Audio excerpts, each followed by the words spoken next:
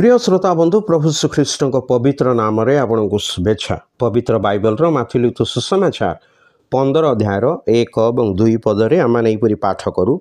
से ही समय जेरुसालेम फारूसी और शास्त्री मैंने यीशु निकट को आसी कहले, आपणकर शिष्य मैंने कहीं प्राचीन मानकर परंपरागत रीतिनीति लंघन करती, कारण भोजन करने समय से मैंने हस्त प्रक्षालन करती नहीं। एठारे प्रभु श्रीकृष्ण सम्मुखें फारूसी और शास्त्री मैंने शिष्य मानक दोषारोपण करुछन्ति।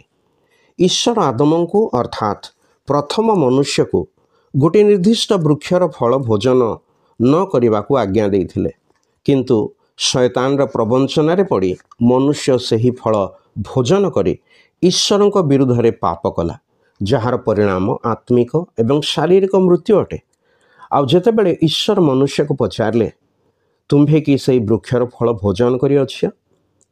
यार उत्तर रे आदम ईश्वर ऊपर दोषारोपण करी कहला, तुम्भे जो स्त्री की मोहर संगीन हेबाकु देइअछ, से मते से वृक्षर फल देले, तहिरे मु खाइली।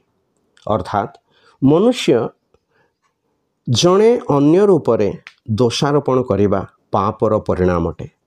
मनुष्यर स्वार्थ स्वभाव हेतु कौन सी भल कार्य निजे प्रशंसा पाइबा चाही थाए, तथा मंद कार्य अन्य को दोष दे थाए। मनुष्यर पापर दंड ईश्वर निरूपित नर्क अटे। यही दंडरू मनुष्य को उद्धार करने निमंते प्रभु श्रीकृष्ण समग्र मानव जाति निमंते प्रायश्चित बड़ी हेले एवं तृतीय दिन में मृत मान मध्य उत्थित हेले।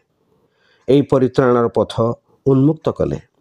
प्रभु श्रीकृष्ण ठारे विश्वास द्वारा आपण जेपरि निज पापर मुक्ति हो पारिबे, एथि निमंते आपण ईश्वर निकटरे आमर प्रार्थना।